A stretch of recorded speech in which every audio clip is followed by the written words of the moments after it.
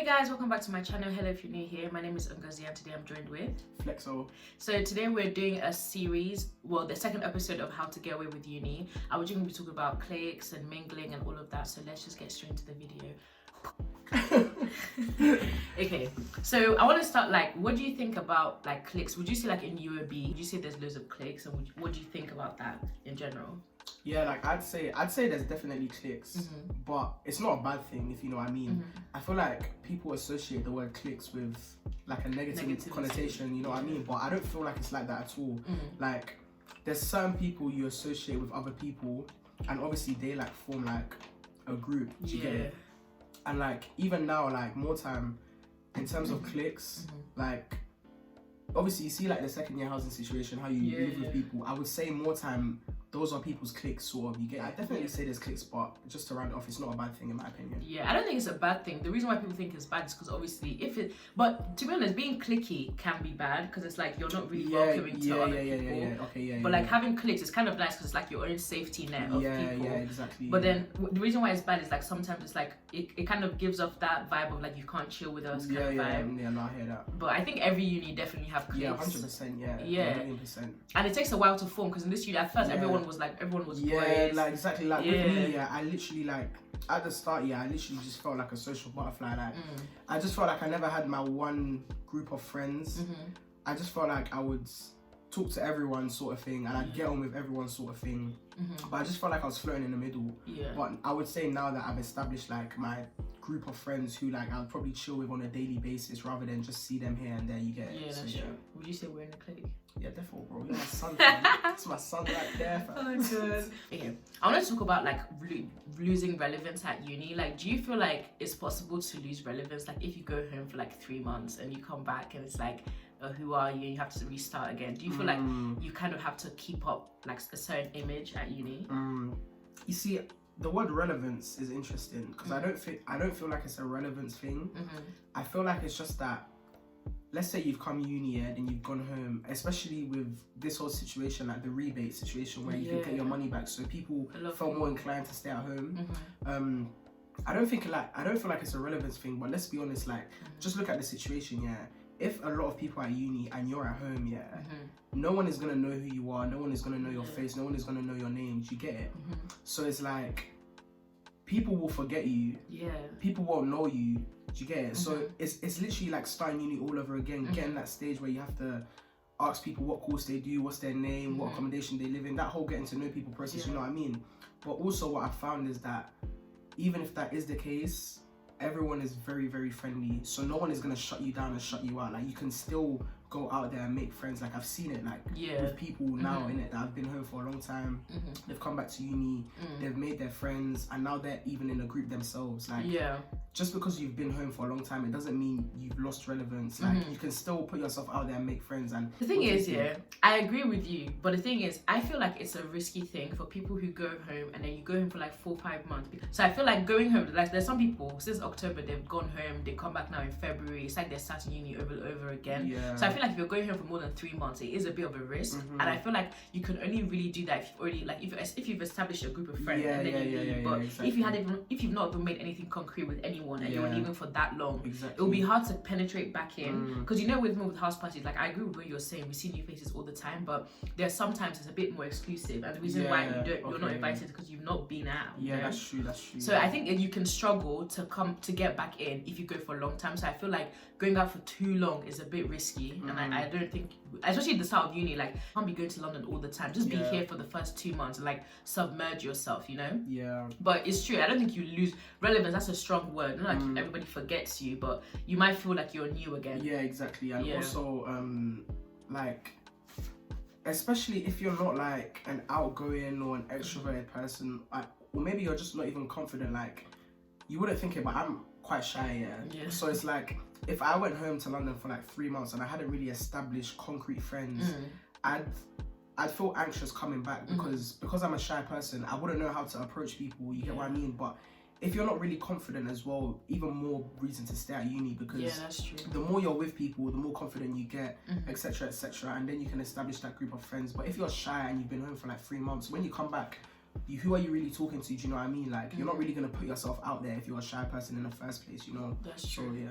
To talk about is like, what do you think about mingling with other races? Like, do you think it's important, and would you say like for you try to do it? Because I feel like I'm sure it's similar for you, but here I find myself mainly with other black people, like Africans and Caribbeans, and it's not that I go out of my way to do it. It just so happens that, you know, I connect with them more. But what would you say, like, if you were trying to advise like people that were coming new?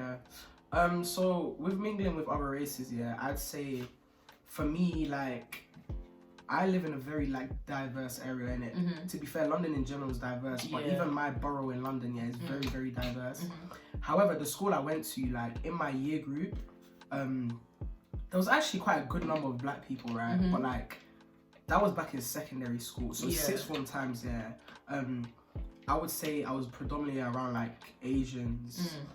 I didn't really have many black friends in sixth form, you know what I mean? And even if I did, they were from like secondary school, and maybe we just didn't really keep in contact like that. But that wasn't a problem for me, because like I still got on with everyone. Like, to me, race doesn't matter. Like, I can get on with anyone, you know? I can vibe with anyone. But I would say, coming to uni, I was gassed. Like, I was hella gassed to like join ACS and be around black people, because you know, when you're around people of your own race, you automatically have a common ground. You know what I mean? Exactly. There's so many things you can talk about, food, countries, especially if you're from the same country as them. There's so much in common already. Do you know what I mean? So I would definitely say there's a comfortability aspect when you're around people of the same race. But I also do think it's very like beneficial and important to actually mix with other people. And it's not even just to like fill a quota. Like, people might say, I don't know how to explain it, but people might say, oh, like, why do you only have black friends? Go and mix with other people. It shouldn't be just for that. As in, when you mix with other people, you actually start to like enhance the way you think. You actually start to like widen your horizons in a way that you're getting to know other cultures. Like, your knowledge becomes more, what's the word? I don't know the word, but your knowledge just increases of different things. You know what I mean? Because like, different cultures and different people, they go through different things. And like, if you're not educated on those sort of matters, and you know people that are from these backgrounds, they can educate you, and you can actually start to think in a different way, which is very beneficial to you in that aspect. You know what I mean? That's true. No, the thing is, I think you're right. Like, I don't say I go out of my way, because there's no need to. Like, I feel like friendships should form naturally anyway. So 100%. I don't go out of my way to like talk to like white or Asian people, like people outside my race. But one thing is, I'm definitely, because I know that, like, if we're being honest, like, there are some black people that legit don't want to talk to other races. Like, it's like a kind of thing like, oh, we don't chill with them kind of thing. But I definitely don't have that mentality. Like, if a person's with another race class to convert with me, I'll carry it on, and if they're my vibe, I don't really focus on the fact that we're not the same race. But I think it's important at uni, like, especially with like, I don't have to explain, because even when you're going to the real world, like, you're gonna mix with other people. 100%, you know? 100%. Like, I have a friend, and we were talking. He goes to a different uni from me in it, but like, the uni he goes to is like predominantly white, and obviously he's black in it. And he was telling me how like he's had to like change the way he speaks in front of them and stuff like that. But then again, he was also telling me that it's been a learning experience for him, because in a way, that's like, let's be real, there's more white people in this world than black people. In a way, when you grow up and you're actually in the working world, that's what it's going to be like more time. There's probably going to be way more white people in the workspace than black people, or like minorities, you know what I mean? So it's kind of like prepared him in a way for the actual real world, and how he has to like act around these type of people and stuff like that. Just conduct yourself in a more, do you get it? Like, more decorum sort of thing, you know what I mean? That's the thing is, I feel like that what you're saying is kind of like a risky topic, like, because a lot of people would disagree with changing the way you speak. No, I know. Like, even I was telling him like, bro, like, you shouldn't have to do that, innit?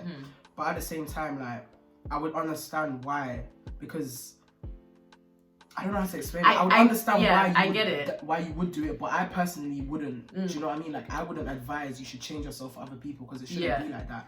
And it's also a thing where you were saying like, that's why friendships should form naturally. Like, if you feel like you have to change yourself, to speak to a certain type of race, then you just shouldn't even be friends in the first place. You know what I mean? You know, the thing is quite funny because I feel like I can kind of relate to your friend a bit, because like before I started uni, like before that, throughout most of my life I was in predominantly white schools, and it was so bad to the extent that when I was in first year I didn't even say my name right. I used to say Ngozi. Like that's how I introduced myself. I introduced myself Ngozi. And it's not that I forgot how to pronounce my own name, but I had been around white people for 6 years straight, and that's how they said my name, so it became a part of me. And one of my friends, she's from Ghana, she was like, why'd you say your name like that? And it clicked. I was like, why the hell am I saying my name like that? It's really not, it's Ngozi, like it's not, you know. So I kind of was also excited when I started uni and I was around more black people, because I hadn't been around my own type of people for a long time. So I just enjoyed it, and that's why I've been sticking to it a lot more, because I definitely lost myself a little bit when I was around white people. I was different. So that's the thing, like people stick together. Like it's only becomes a problem when people are like negative towards other races. That's when it becomes a problem. When it's like, oh, this is an ACS only event, like we don't want white people here. That's when it becomes a bit, you know. Because I feel like at uni you find that you have a lot of acquaintances. A lot of people might not even feel like they have concrete friends, and like would you say that it's difficult to like move from the stage of being an acquaintance to a friend? And like how would you say like you maintain your own friendships, for example? That's a good question, you know, because the thing is, like when you're always going to every single motive, you start to see the same faces. So even though they're acquaintances at first, I feel like friendships can form from that, just because you always see each other, and then someone might bring up the line of, oh, I keep seeing you, what's your snap, what's your name, how you doing, you get me? But I feel like it definitely can be hard to go from that acquaintance stage to like actual friends, just because like if people already have their friends and they're already comfortable with who they chill with, then making new friends to them is not really going to be, I don't want to say it's not going to be an option, but it's not going to be as much of a necessity. They don't see it as a necessity, you know what I mean? So in that aspect, it can be difficult, because obviously friendship needs to be two-sided. It can't be one-sided, you know what I mean? And I feel like if you're trying to be friends with someone but your acquaintances first, I feel like both of you want to have to be friends. Can't just be one person, otherwise it's just going to be lopsided, and it's just not going to work, you know what I mean? But in terms of how I maintain my friendships, I think definitely talking to people like on social media, like just checking up on them, seeing how you doing, and obviously meeting up as well.